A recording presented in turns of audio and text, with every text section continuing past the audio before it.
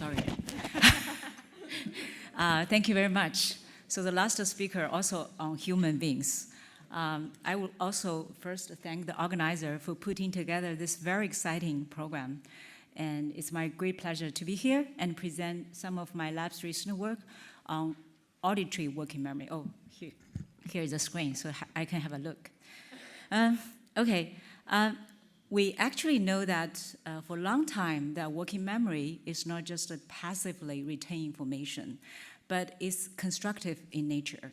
So for example, the neural representation of to be memorized items will get some transformation from encoding to the working memory retention period. This is actually being posited to be a constructive function because it will help the goal-directed and context-dependent mnemonic transformation. So there are also some other views about constructive nature of working memory, but today related to what I'm trying to present today, it's about constructive restructuring information. So what does it mean? What does this constructive restructure information in working memory? I think the most typical or classical example is a chunking, which has been posed, I think, 80 years ago by Miller. So think about if you need to remember 15 digits in your working memory, which of course largely exceeds your working memory capacity limit, you will naturally do some chunking, right? Just divide these 50 numbers into 4 chunks and to deal with this challenge. So this is actually a restructuring because there is no chunking in the digits. Well, when you apply the chunking to the digits, you actually do some restructuring. And it has also been proposed that during the working memory, contents and structure would be dissociated with each other. This is also called factorization of structure and content.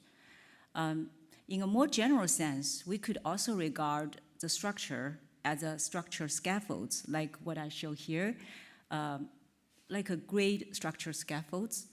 When you have a fixed structure scaffolds, you can embed different contents, as I show here, or you can using other things, and embed those different contents into the same structure scaffolds, yielding limited experience, right? So that's something very unique in human cognition. My lab previously, we have tried to study the neural mechanism of this working memory, especially when subjects retain a simple auditory sequence. So in this series of studies, subjects need to retain a pitch sequence in their working memory. And we find that during this retention period, you just present a white noise. The white noise could actually reactivate the pitch information from their working memory, but not their ordinal rank information. So this suggests that the content and ordinal rank, the structure, are dissociated, represented in the working memory. But we still don't understand how this, like much more complex auditory sequences are represented in working memory. Will they also undergo some restructuring? We don't know. So we're using this, this very famous auditory stimuli, the syllable sequences. It's developed by my colleague, collaborator Nadine, and also my previous PhD advisor, David Popple. In this famous example, they show that when human subjects are presented with these syllable sequences, their brain activities could automatically track different levels of this syllable sequences. Okay, so today I'm going to present 2 works. The first work has been published, so we show some neural evidence supporting the hierarchical structure in working memory. And the second one is unpublished one. I think we find some very interesting data. I'm also looking forward to different interpretations or suggestions how we interpret the data. So we find the eye movements, not blinking, it's eye movements in the XY coordinates. They also seems to reveal some hierarchical structure in working memory. So let's start with the first one. This is done by my previous PhD student, Fan Ying, who is now assistant professor at Shenzhen University. Also my previous postdoc, Mu Zhiwang, who is now working at UCL as a postdoc. and also my collaborator, Nadine, who unfortunately cannot make to this meeting today. So in this study, we're using the syllable sequences. Because it's in China, so we just use syllable sequence, Chinese syllable sequences. As you can see, this is a 9 syllable sequences, and actually consists of 3 words, right? So it's a hierarchical structures. And we are asking how your working memory represent these complex syllable sequences. So there are 3 hypotheses. The first hypothesis is that we just represent the one-dimensional auditory syllable sequences as a way they are represented. So it's like a chain structure, right? Like copy and paste. And the second hypothesis, because it contains of 3 words, so the syllables within the same word will be much more close to each other, while syllables belonging to different words will be a little bit far away from each other, so we'll get a chunked structure. But we propose another hypothesis. We think there will be 2 dimensions encoding the global rank and the local rank respectively. So using this hypothesis, the 9 syllable sequences will be actually reorganized from a 1-dimensional to 2-dimensional transformation. And that's what we call memory folding. So how could we test whether there is memory folding, especially in terms of MEG or EEG activities in the human brain? We actually have thought for a long time, and then finally we think we can using the representational dissimilarity analysis.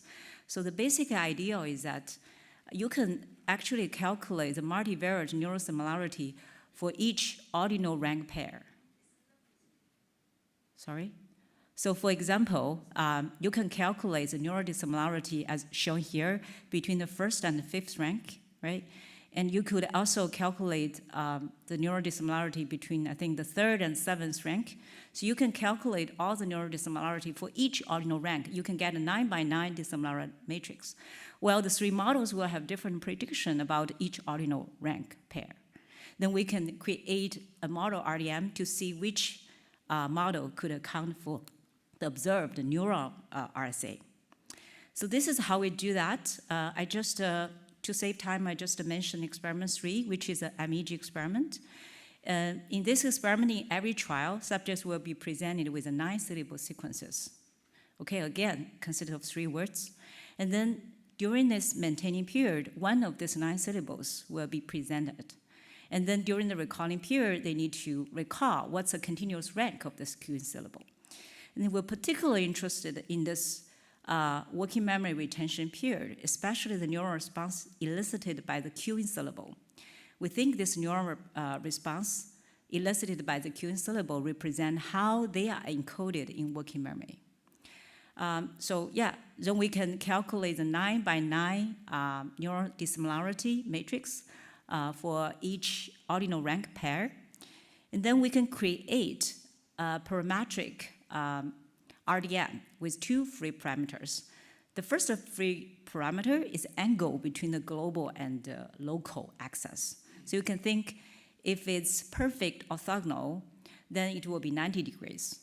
And if it's just a line or chunked, the angle will become 0, right? So this model could naturally account for all these interpretations. And we can using the combination of this, another free parameter is a ratio of the global and the local axis. Then we can use a combination of these 2 free parameters and create a lot of model RDMs, and then we can using these models to try to regress the observed neural RDM and see whether this model could capture it significantly. So this is our results. We find that yes, during this memory retention period, after you hear the cueing syllable, the neural responses could be significantly captured by our model RDM, okay? And then we can look at in depth, like what's the parameters that could capture the neural RDMs, and this is what it looks like. So of course, it's not perfect 90 degrees, but you already can see a 2-dimensional geometry. We're also using other control analysis, for example, just a dimension reduction or just a model comparison. Again, we show that the 2D hierarchical model could best capture the neural RDM. In addition to the neural evidence, I think a very interesting way is just look at the behavior patterns. We also show some hierarchical pattern in the behavior. In terms of reaction time, as you can see, it's not a continuous reaction time, but seems to be chunked in the reaction time. And both global and local rank show the primacy and recency. But the most interesting thing is in arrow pattern. So think about this. If I asked you to report the ordinal rank of the 4th syllable, what's the most possible arrow you will make? You will confound it with its neighbors, right? So its neighbors will be the 3rd rank and the 5th rank. But if this one-dimensional sequences has been reorganized into in working memory into 2-dimensional geometry, then the neighbor of the 4th syllable will be changed. So now the neighbor will be the 1st and 7th syllable, who is actually far away from it when they are presented, right? So this is what we call a hierarchical arrow. Then based on these 2 assumptions, we can create 2 RDMs to see whether the arrows subjects make is more linear arrow or is more hierarchical arrow. We actually find that subjects made a lot of hierarchical arrows. In addition to that, we also show that the neural geometry I showed you before also correlates with this hierarchical memorial behavior, which I'm going to not get into details. So in summary, we find that when subjects need to retain a complex auditory sequences in their working memory, it seems that they actually doing a structural reorganization, what we call memory folding, and we showed both neural evidence and behavior evidence support this. And we use a Chinese folded fan to illustrate this folding idea. I hope you like it. I really like it. Okay. Yeah, so now you probably will think this is not hierarchical folding. It's just a chunking again. I would like to argue this is not chunking. So chunking means you segment a one-dimensional sequence into several chunks, but you didn't introduce any relationship or alignments between those chunks. It's like torn apart a piece of paper. Then the pieces of this paper will be independent of each other, right? Well, folding is different. Folding means you need to reorganize those chunks and introduce alignments between them. So this is really like paper folding, right? You didn't torn it apart, so now you actually introduce some relationship within the same paper. And we think this memory folding or structural folding is a very efficient way to compress information and organize information. Okay, so now I'm going to present some unpublished evidence about eye movements. Also seems to reveal hierarchical structure in working memory. This is done by my PhD students, Li Jingyi. This study actually was motivated by recent study showing that when subjects doing some free recall, for example, animals or numbers, their eye seems to move in a very spontaneous way because it's totally task relevant. So we think maybe the eye movements could reflect some hierarchical structure we find during this working memory retention period. So the paradigm we use is the same as the experiment we did in MEG and EEG studies. Again, subjects were presented with syllable sequences. Now, the first experiment, of course, is a control experiment. So it's 5 random syllable sequences, okay? And then during this working memory retention period, one of those 5 syllable sequences will be presented. And then subjects need to record its continuous rank later. Most importantly, during this retention period, we recorded subjects' eye movements without anything shown on the screen. So it's totally spontaneous eye movements. And we are interested to see whether subjects' eye movements, when they were presented with a cueing syllable, will show some pattern and will change as a function of the ordinal rank. So first, if you look at the behavior, it's very typical, right? So you have primacy and recency. Also because it's a 5-syllable random sequences, so they made some linear arrow. But if you look at their eye movements, we find something interesting. we have tried a lot of ways, but actually these results are, I think, very robust. So this is finally we did this. So first, we find that the pupil size, upper panel, so during this memory retention period, when subjects hear this cueing syllable, so one of the cueing syllable, their pupil size will increase, right? So we first locate the time point which have the pupil size peak. And then using this time point, we can localize the x and the y axis of their eye movements, right? So then we can get the x, y coordinates for each ordinal rank. So here are 5 syllable sequence. So we can plot how this 5 syllable sequences map into their x, y axis, okay? And we find a very interesting inverted rainbow. It's inverted U-shape, I call it rainbow pattern in their eye movements. Maybe this is a little bit abstract, so I'm going to show you what does it mean. It means that during this maintaining period, if subjects were presented with the first syllable, so the ordinal rank is first, their eye movements will move here. And if it's 2, it will move here. And if it's 3, it will move here. Okay? Right, so it seems like the continuous ordinal rank seems to be mapped into a rainbow pattern in the XY axis, which is totally task irrelevant. Okay, now we can begin to examine how these eye movements could represent the complex auditory sequences. Given that we have shown like prototypical rainbow for the simple sequences, you can guess what will you get for complex sequences. So now we use a 9 syllable sequences containing of 2 poems, okay? So it's like 5 plus 5, 9 syllable sequences.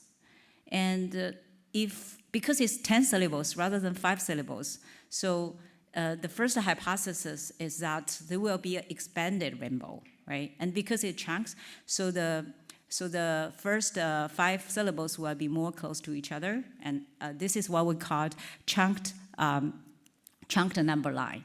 Or because you have only just the limited space, so you will compress the 10 digit within the same space. This is what's called compressed, chunked compressed representation.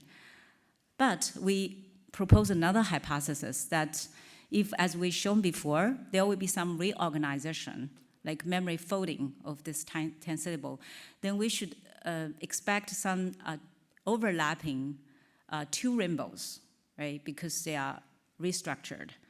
So this is our results. We actually present these 10 syllable sequences to human subjects. And in terms of behavior shown on the left, you can see that their error patterns show some hierarchical errors, so consistent with our previous EG and MEG studies. But mostly interesting thing part is the eye movements. Again, we're using the pupil size peak at the time, and then localize the corresponding x and the y axis for each of the 10 ordinal ranks. We can see a very clear partially overlapped rainbow, right? So we think maybe it's a coincidence, so we tried another 2 version. We also tried 7 plus 7. And most important, 3 plus 3 plus 3. As you can see, when the subjects need to remember 7 plus 7, so 14 syllable sequences of working memory, their eye movements show, again, overlapped rainbow. And if it's 3 plus 3 plus 3, it will be 3 rainbows. Yeah, I don't know why. but I think it's very interesting data. Okay, we actually have some other data I don't have time to show you. Okay, so to summarize this eye movements results, we find if subjects need to just retain a simple sequence, especially within their working memory capacity limit, they seem to map the simple sequences into different locations of the eye movement space in an inverted rainbow pattern. Well, when it's a complex sequences, it seems to be split into several chunks and with some partial overlapping. So that's, of course, it's not exactly folding, but when I mention folding, I mean the same structures will be reused again. So it's not like completely aligned with each other, okay? So we think this eye movement seems to reflect some structural scaffolds in the working memory. It's like what people are talking about cognitive map, but here it's not cognitive map because it's not like a 2D continuous map. Okay, so going back to the title and also the topic I want to share with everyone today, again, I hope I have convinced you that what we find is not chunking. Chunking means you just segment the information into independent chunks, right? You didn't introduce any alignments between chunks. Well, folding is different. Folding means you actually using the same structure and reuse that again and again recursively and combine them together. So we think this folding is a much more structured way and a compressive way to store information. So with that, I would like to thank my lab members and also the grant support. Thank you very much.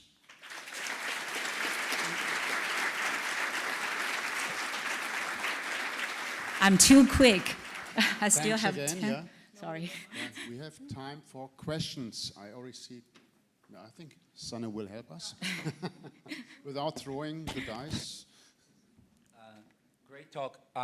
It's clearly related to the direction of writing, and I was wondering if this up and down pattern is somehow relates to the fact that Chinese have some kind of up-down direction. So if you're Arabic speaker, you have only horizontal dimension and from right to left. Yeah, that's always a question we don't know, but we have checked some literature. So previous studies, I think also using eye movements, they ask subjects to free record the numbers. They find that the small numbers will be on the left, the eye movements will be on the left, while large numbers will be the right. I think there are some studies showing that maybe other language, like from reading from right to left, I'm not sure about that. I don't think it's just because of the Chinese tradition. I can show you one result here. What is that? Okay, this is a, where is it?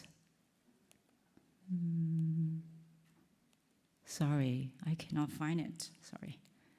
So we're using not Chinese syllables, but just the numbers. Where is it?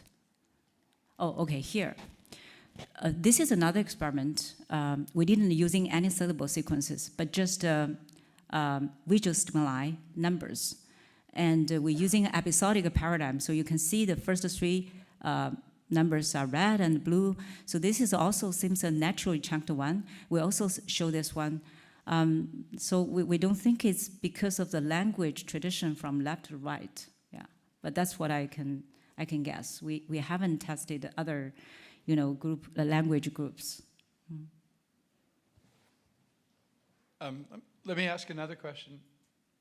I really like the talk. I'm curious about the fact that some people would argue that in long-term memory, when you recruit long-term memory to a working memory context, that you would be actually taking something that you might have recalled or remembered, that you've chunked and already organized, and now you're recalling it. So does that mean that you'd get exactly the same rainbow set of eye movements? In other words, will you replicate them in a long-term memory to working memory context as you would in a working memory context, where you are seeing something for the first time? Yeah, I think actually the current literature of working memory has already think that working memory is not, it's not like computer, it's like separate buffer. Working memory is a link between the perception and long-term memory. As I show here, of course, you will use your long-term memory. If you don't understand the language, you cannot do the chunking. So I guess what we find about this eye movement pattern, as I told everyone, to be frank, I also don't understand why it happens. But for me, my understanding is that it seems like you extract some long-term memory knowledge, and then you kind of scaffold those long-term memory into some different formats in the working memory to facilitate your current task. So the rainbow actually showing, probably hippocampus, I don't know. So the rainbow shows how you extract one piece of information from your long-term memory and scaffold in your working memory. So let me put it a different way. Suppose you take the same sequence Yeah. and you structure it in a different way. You choose to structure it in a different way. Would you get two different rainbows? Oh, I think yes. So I think one rainbow will represent, so for example, if you, I don't know, if you present subjects with some pseudo syllables and you teach them some specific strategy for chunking, I guess, yeah, the strategy they use, like you ask them, you told them that the 4 syllables should be grouped together, then I think they will form a rainbow. And if you think there is another, like 2 chunked together, they will form another rainbow. That's what I think. So yeah, maybe one rainbow represents one piece of information extracted from a long-term memory. But that's just my speculation, yeah. Yeah, there were questions here before. Sure. Yeah. Yeah, thank you. Excellent talk.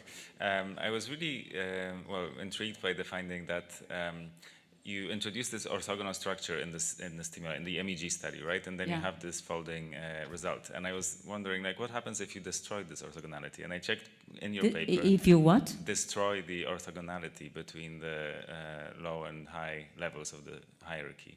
I checked in your paper and you actually did it in a way, right? So you randomized the syllable numbers and you still find this evidence. So how could you destroy this kind of folding Sorry, structure? you said I did a study? Yeah, I think so. So in the No. You mean you randomize this one? right, you randomize the duration of the chunks or the duration of the that one. Okay. Yeah, that's No, another experiment is that because the experiment data I show you is like 3, 3, 3, so it's a very regular one, and also the time jitter between the stimulus are fixed. So we think probably that's just a fixed strategy people use. Yeah, actually I have the data here. Where is it?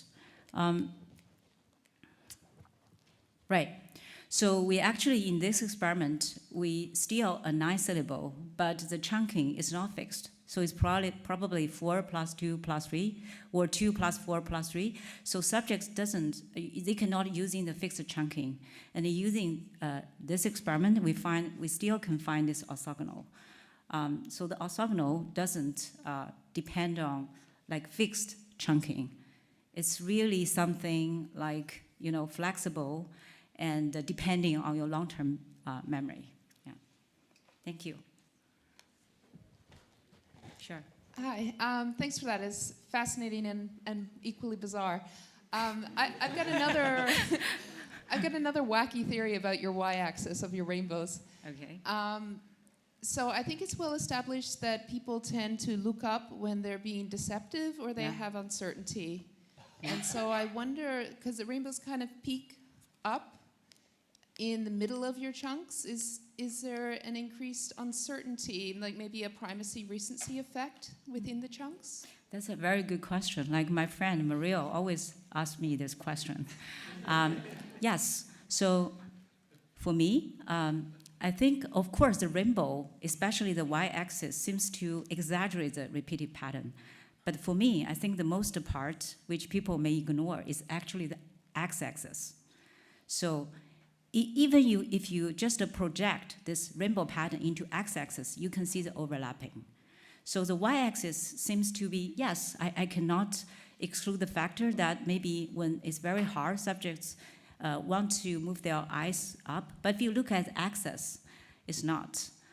Actually, I have another results exactly match with your prediction.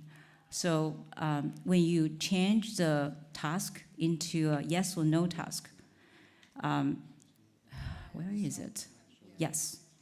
So again, I mean, we still can find this behavior pattern, but here the subject doesn't need to report the continuous number of the syllable, but just say whether I have heard this one, yes or no, okay?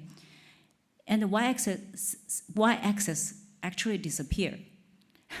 But the x-axis, especially the partial overlap, is still there. So I believe the y-axis seems to be related with the number report, but the x-axis still, I think, support our hypothesis. There are some partially overlapping, or what I call folding. Yeah. Thank you for your question. So I have a question that I guess tags onto your question about language experience. What happens in blind people? Sorry, where are Here, what happens? Sorry. What happens in blind people? For the what people? Blind people. Blind people. Blind individuals. Would you see the same thing? What kind of blind people? Like generally blind? Yeah. Yes. I think generally blind should be, I believe this eye movement pattern should be related with your spatial, experiences. So I think for the generally blind people, they don't have those spatial experiences, I'm not sure. But if somebody got blind, like afterlife experience, I believe you will see the same thing. Yeah. Hi, this is super cool. Thank you so much. I had a question. All of the hierarchical structure and grouping here is based on language, right? On grouping syllables into words and words into phrases. Do you think you would see similar patterns either in the RSA work or the eye movement work? Are there other kinds of features that could lead to this hierarchical structure beyond linguistic ones? So your question is about any other, sorry, where are you? I think now everybody understands the auditory vision should be synchronized with each other. So I'm kind of like looking for someone, then I got lost, sorry. Yeah, so is this something special about language processing, or would it hold for other auditory stimuli that might group? Yeah, and previously when we do the experiment, we think it's something about language. So I guess maybe animal will not show this property. So human subject seems to be using the language rules to do the task. But my collaborator Nadine told me, don't talk about language. Language is so complicated. We should first just look at the hierarchical structure. So yeah, I don't know. I think if people who do animal recording are interested, you can try this one. So if animals doesn't show this, I really believe humans seems to using the language, another scaffolds to structure their information. Even it's not language, because I already showed you can have like visual stimuli numbers, or you can using other things. So I believe it's really related to language. Yeah. Thank you. Okay.